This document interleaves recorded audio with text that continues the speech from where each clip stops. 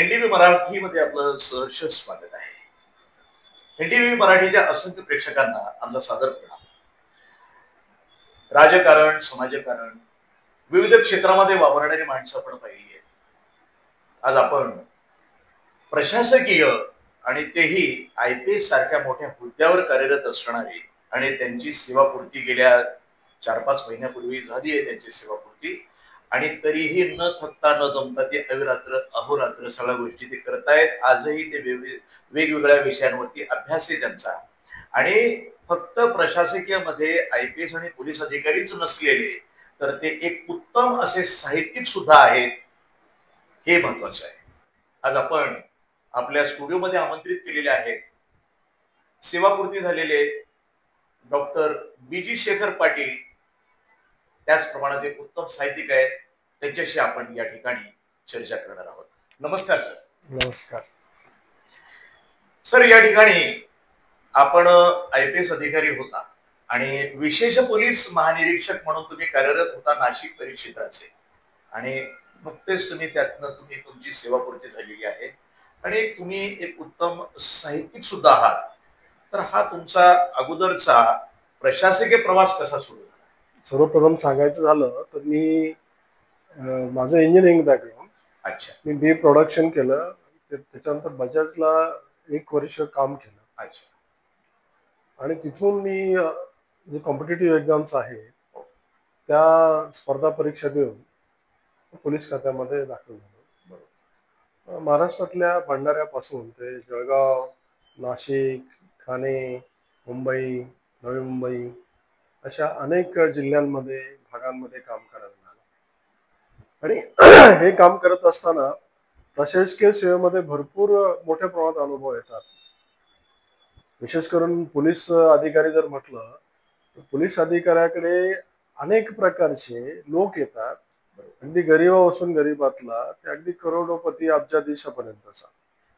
आणि त्यांच्याशी निगडीत असलेल्या घटना, प्रसंग, मग त्या मारामारीचे असतील, खुनाचे असतील, दरोड्याचे असतील किंवा दिवाणी स्वरूपाचे असतील, असे हे घडत असतात.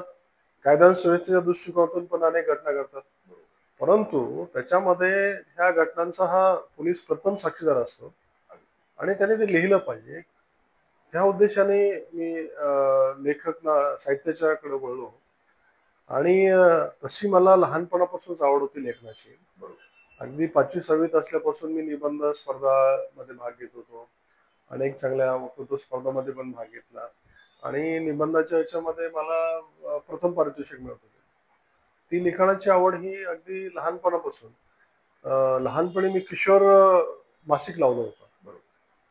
आता खेडेगावामध्ये किशोर मासिक लावणारा माझ्यासारखा इतका छोटा मुलगा कदाचित पाहायला मिळेल. अच्छा अच्छा. आणि तिथून मग पुढे त्याच लेखनाच्या याच्यामधनं मला ऐतिहासिक स्टोरी, कथा ऐकायची आवड आली, पुस्तकं वाचायची आवड निर्माण झाली.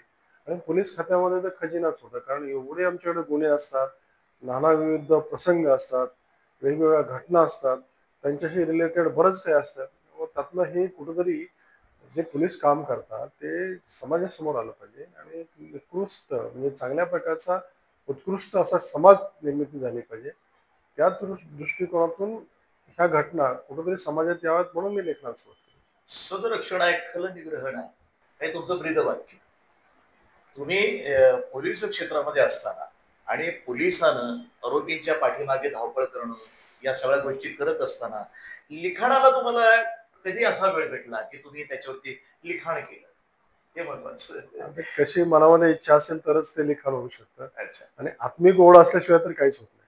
आणि मला हे पण ऐकलेलं होतं की तुम्ही ना गड किल्ले, महाराष्ट्रातले सगळ्या गड किल्ल्याला तुम्ही भेटी दिल्या होत्या. मी बऱ्याच ठिकाणी फिरलो, बरेच ऐतिहासिक स्थळं पाहिली.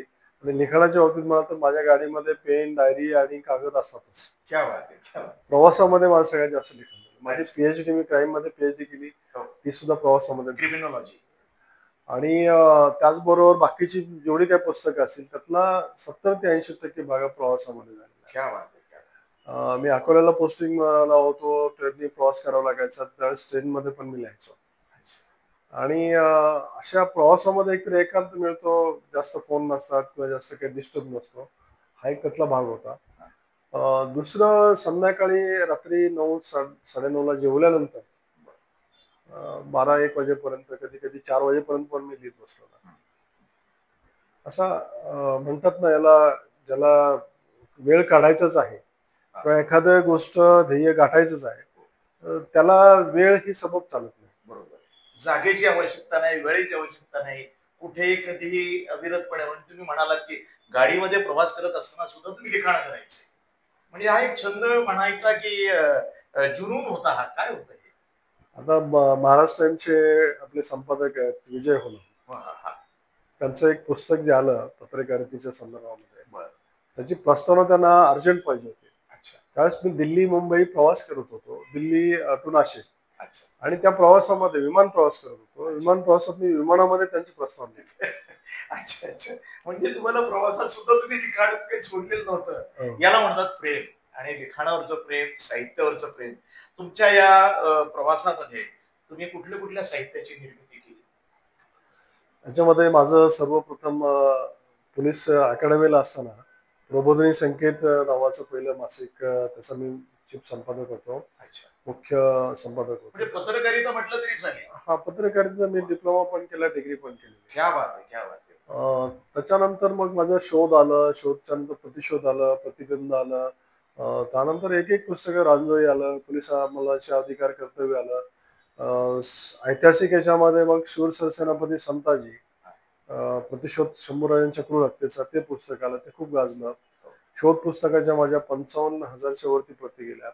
9वी आवृत्ती त्याची येते, संताजी सुद्धा 6वी आवृत्ती येते. हे सगळं करताना म्हणजे अशी अनेक पुस्तकं मी प्रवासामध्ये लिहिली. आता 2 पुस्तकं माझी काही दिवसामध्ये प्रकाशित होतात.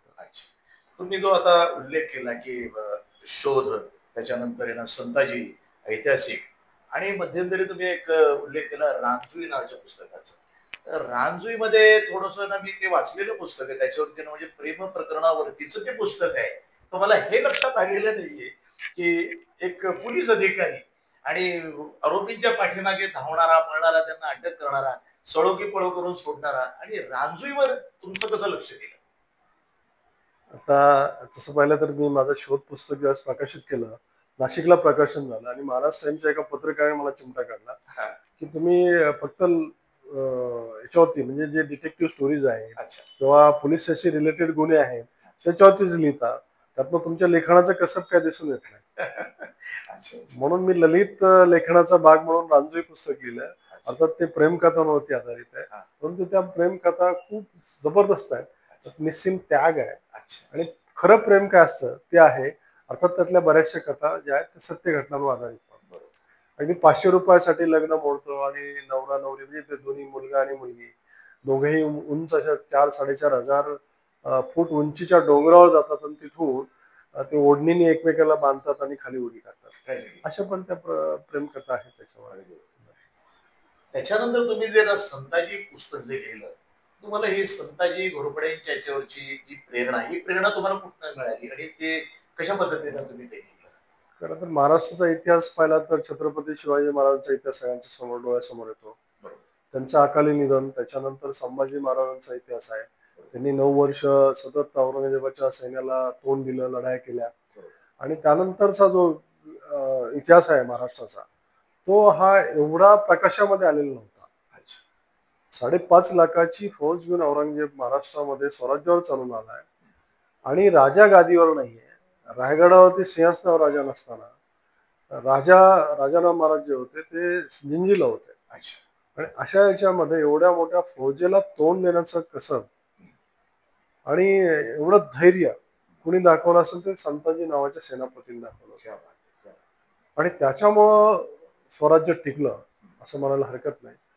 मग मी बराचसा अभ्यास केला, नेपोलियन वाचला, अगदी युरोपमधले अनेक सेनापती वाचले, त्यांचे आत्मचरित्र पाहिले, परंतु मला जगामधला सर्वश्रेष्ठ सेनापती हा संताजीच वाटला.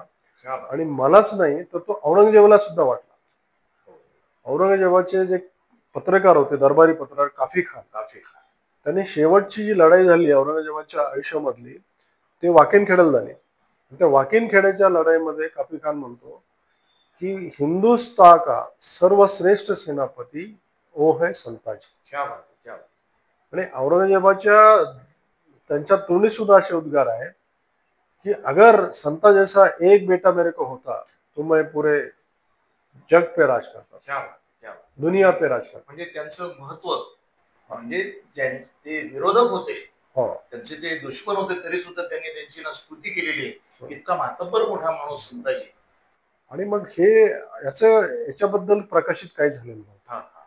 मग मला त्याची एक हे वाटली की जाणीव वाटली आणि निकड पण वाटली की हा राजा गादीवर नसताना स्वराज सांभाळत होता. आणि मग त्यातून मी अनेक पुस्तकं वाचली, 150-200 पुस्तकं, कादंबऱ्या वाचल्या, अगदी जिंजीपर्यंत जाऊन आलो, 5,000 किलोमीटर प्रवास केला आणि त्या सगळ्या याच्यामधनं मला माझ्यासमोर संताजी उभा राहिला आणि मग त्याचं व्यक्तिचित्र समोर डोळ्यासमोर ठेवून मी ते पुस्तक लिहिलं.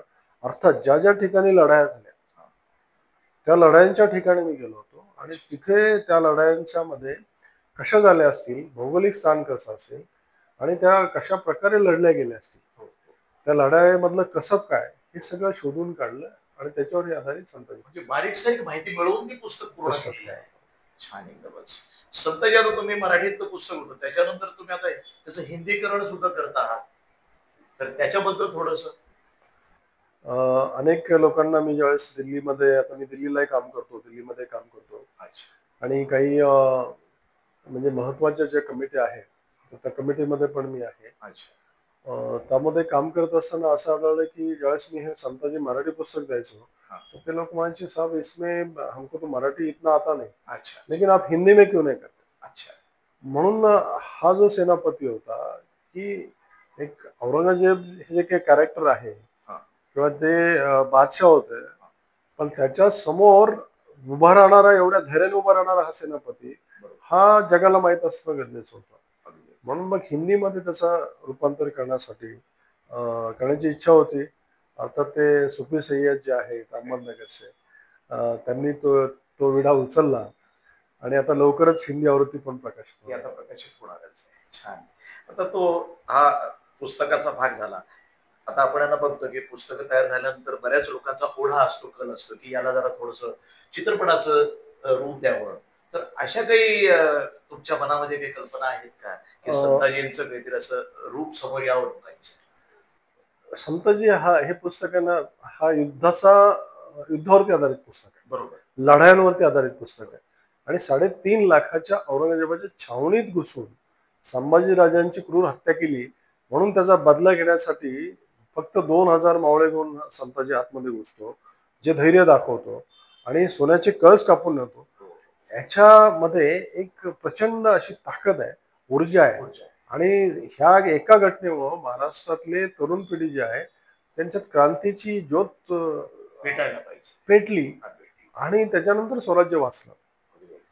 हे करताना त्यांच्या म्हणजे आपल्याला असं लक्षात येईल की अशा प्रकारचं संताजीचं लेखन जे आहे त्याला कुठेतरी न्याय मिळाला पाहिजे. बरोबर. आणि ह्या कॅरेक्टरला कुठेतरी न्याय मिळण्यासाठी अर्थात मी ज्यावेळेस हे पुस्तक लिहिलं आणि ते प्रकाशित झालं, अनेक दिग्दर्शक माझ्याकडे आकर्षित झाले आणि त्यांनी मला मागितलं की तुमचे राईट्स वगैरे द्या. तर मी आता राईट्स माझे दिलेले आहेत आणि लवकरच त्याच्यावरती चित्रपट येईल. चित्रपटाच्या बाबतीत आता तुम्ही आता एवढंच म्हणालात. आता तुम्ही जे हे काही कार्य केलं, लिखाणाचं कार्य केलं, याच्या पुढचं तुमचं नवीन कुठलं लिखाणात येईल? आता तसं पाहिलं तर इतिहासामध्ये अशा अनेक घटना आहेत किंवा अशा अनेक लढाई आहेत ज्या अजूनही अंधारात आहेत. अच्छा अच्छा. त्या उजाडत यायला पाहिजे, प्रकाशित व्हायला पाहिजे. इतिहास जो आहे ना, जो आहे ज्याला म्हणणार की तो थोडासा पुसला गेल्यासारखं जाणवतं, असं पण असू शकेल आणि पर्पजली काही कधी कधी काही कारणामुळे ते समोर पण येऊ दिलेलं नाही. अच्छा. अशा याच्यामध्ये खराखुरा इतिहास जनतेसमोर आला पाहिजे. इतिहासाची प्रेरणा घेऊन आपल्याला पुढील आयुष्य जे आहे चांगल्या रीतीने जगता आला पाहिजे, हा त्याच्या पाठीमागचा मेन उद्देश असतो इतिहासाचा.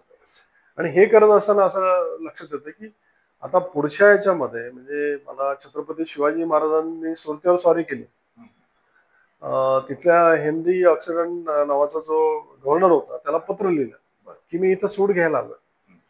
तो सूड कशाचा सूड होता आणि त्याच्याबद्दल त्यावेळेस परत येत असताना ज्या लढाया झाल्या नाशिक जिल्हा आणि त्या सरहद्दीवरती, गुजरातच्या सरहद्दीवरती, त्या प्रत्येक लढाईमध्ये छत्रपती शिवाजी महाराज हजर होते. क्या बात आहे. वा. आणि हा लढायांचा इतिहास पुढे आलेला नाही. अरे आणि माझा उद्देश तोच आहे की ह्या अशा काही गोष्टी आहेत, असे काही वीरपण आहेत, योद्धे पण आहेत, प्रचंड पराक्रम केला आहे, बरोबर. पण त्यांचं कधीच कौतुक झालेलं नाही. त्यांचं कधीही त्यांचे कार्य जे आहे ते जनतेसमोर आलेलं नाही. अशा लोकांना समोर आणण्यासाठी हे पुस्तक लिहिलं गेलं. तुम्हाला असं वाटतं का की ना छत्रपतींबरोबर सुद्धा त्यांच्या स्वकीयांनी त्यांचा घात केला, त्यांना त्रास देण्यात आला, म्हणजे इथपर्यंत की छत्रपती संभाजी राजेपर्यंतच आपण जर पाहिलं तर त्यांच्या स्वकीयांनीच त्यांना त्रास दिला. असं असं बऱ्याच वेळा बऱ्याच ठिकाणी होतं, तसं झालेलं पण आहे. अर्थात तो फार मोठा म्हणजे डिटेल मध्ये तपशीलवार जायचं झालं फार मोठा तो इतिहास वादाचा विषय होऊ शकतो आणि वादाचा विषय होऊ शकतो. त्यामुळे पण तरी सुद्धा आहे ना आपल्या पण एक होतं की त्यांच्या शिवाजी महाराजांचं एक वैशिष्ट्य महत्वाचं आहे हा. की जो व्यक्ती ज्याच्याकडे जे कसब हा. आहे, गुण आहे, हा. गुणवत्ता आहे, हा. त्या व्यक्तीला ते काम मिळालं पाहिजे. अगदी अगदी. बरोबर. मग त्यांचे अगदी जवळचे तुम्ही जर सांगायचं झालं त्यांचे अंगरक्षक जरी बघितले तर त्यांनी जाती धर्म हा कधी पाळला नाही. बरोबर. आणि त्यांचे अंगरक्षक पण अगदी खालच्या समाजातले पण होते, म्हणजे दलित पण होते. बरोबर. परंतु त्यांनी किंवा संभाजी महाराजांनी त्यांच्यातलं कसं ओळखलं, गुणवत्ता ओळखली. म्हणजे अफजल खान बेटीमध्ये आता आपण विषयच काढला म्हणून सांगतो. अफजल खान बेटीमध्ये सय्यद बंडाने ज्यावेळेस वार केला तलवारीचा, त्या टायमाला जीवा महाल जो होता त्यांचा अंगरक्षक तो धावून गेला आणि दांडपट्ट्याच्या एका वारामध्ये त्यांनी त्याचे हात ओढून टाकले. पण ते म्हण पण आहे इतिहासामध्ये की होता जीवा म्हणून वाचला शिवा. अशा प्रकारचे अनेक लोक आहेत. मग त्यात मुस्लिम आहेत, दलित आहेत, सर्व प्रकारचे आहेत. 18 पगड जातीचे लोक त्यांनी बरोबर सर्वसमावेश. तुम्हाला आतापर्यंतच्या तुमच्या प्रशासकीय त्याच्यानंतर या प्रवासामध्ये काही कटू आठवणी तुमच्यात असतील ते? काही आठवणी अशा बरेचसे प्रसंग आहेत की ज्याच्या वेळेस आम्हाला फार वाईट पण वाटलं आणि असं पण आहे, खेद पण आहे, नाराजी पण आहे की ज्यावेळेस काही करता पण आलं. पण एक प्रसंग जो आहे तो फार महत्वाचा वाटला मला. त्याच्यामध्ये भारतामधल्या अनेक मुली ह्या गल्फ कंट्रीज मध्ये त्यांना ऑर्केस्ट्रा नावाखाली घेऊन जात होते आणि तिथे गेल्यानंतर एक वेगळ्याच प्रकारे त्यांचे पासपोर्ट वगैरे काढून घ्यायचे आणि ते पासपोर्ट काढून घेतल्यानंतर त्यांच्यावरती अत्याचार होत होते. आणि ही करणारी जी गँग आहे ती अतिशय मोठ्या प्रमाणात आणि सोफिस्टिकेटेड उच्चभ्रू ज्यांची 40-40, 50-50 5 स्टार हॉटेल्स आहेत, असे त्यातले काही मालक पण इन्व्हॉल्व होते, मॅनेजर पण इन्व्हॉल्व होते. आणि त्यांच्यावरती ज्यावेळेस मी कारवाई केली आणि ती व्यक्ती जेव्हा त्यावेळेस दुबईला होती तर त्या व्यक्तीला अरेस्ट करण्याची किंवा अटक करण्याची कारवाई करताना माझ्यावरती जे प्रेशर आलं, मग ते आमचे वरिष्ठ अधिकारी असेल एकच होते ते आणि इवन पॉलिटिकल पण दबाव आला त्या टायमाला. परंतु त्यातनं त्याला सुद्धा न डगमगता आम्ही ती कारवाई केली. त्यावेळी माझी बदली पण करण्यात आली, पण मी फार समाधानी होतो. एका एवढ्या मोठ्या अरबो खरबो श्रीमंत माणसाला कायद्याच्या पुढे झुकवायला लावलं. मोठं रॅकेट. आणि त्यामुळे असे काही बरेचसे असे प्रसंग असतात छोटे मोठे. एक अजूनही एक रॅकेट तुम्ही ना फॉरेनला जाऊन ना एक शोध. हा, ड्रग्सचं एक रॅकेट आम्ही पकडलं होतं. ते अल्बेनिया इटलीच्या बॉर्डर होते आणि ते फार मोठं रॅकेट. त्याच्यात 145 कोटीचा ड्रग्स पकडला. 145 कोटी त्या काळामध्ये हे 2004 साली. म्हणजे हा बिगेस्ट कॅच होता त्यावेळेस. युनायटेड नेशननी आमचा सत्कार केला, आम्हाला प्रशस्ती पत्र वगैरे त्यावेळेस दिले गेलं. तर रसिक प्रेक्षक हो, एनटीव्हीचे असंख्य प्रेक्षक आम्हाला पाहतायत, सरांना पाहतायत. डॉक्टर बीजी शेखर पाटील, सेवापूर्ती झालेले IPS अधिकारी, विशेष पोलीस महानिरीक्षक नाशिक विभाग, आणि सध्याही ते कार्यरत आहेत. आणि नवनवीन लेखन त्यांनी या ठिकाणी आपल्यासमोर सादर केलेले नवनवीन लेखन ते करणारही आहेत. अशा विविध अंगी आणि खूप ज्यांच्यामध्ये कला आहे, सगळ्या गोष्टी आहेत आणि प्रशासकीय सुद्धा त्यांचा खूप मोठा अनुभव, गाढा अनुभव आहे. ते आज आपल्या स्टुडिओमध्ये आलेत आणि त्यांनी आपल्याला ही खूप मोठी मौलिक माहिती आपल्यासमोर त्यांनी शेअर केली. सर, तुम्ही या ठिकाणी आम्हाला ही जी चर्चा झाली, तुमच्या येणाऱ्या विविध तुमचे ते जे पुस्तक असतील किंवा विविध तुम्ही जे काही कला सादर करणार आहेत, चित्रपट तुमचं येईल आणि विविध ज्या काही गोष्टी आहेत भविष्यामध्ये त्या सर्व ईश्वर कृपेनं ते आमच्या प्रेक्षकांसमोर यावं म्हणून मी तुमच्यासाठी प्रार्थना करतो. तुम्ही या ठिकाणी आलात, आमच्या रसिकांना, आमच्या प्रेक्षकांना तुम्ही ही जी छोटेखानी मुलाखत दिली, मुलाखत म्हणण्यापेक्षा ही जी आपण या ठिकाणी चर्चा केली त्याबद्दल मी आपला NTV परिवारातर्फे आभारी आहे. धन्यवाद सर. आमच्या साहित्य संस्कृती मंडळाचा मी सदस्य आहे. आमच्या साहित्य संस्कृती मंडळाच्या वतीने पण आपले आभार. धन्यवाद. धन्यवाद.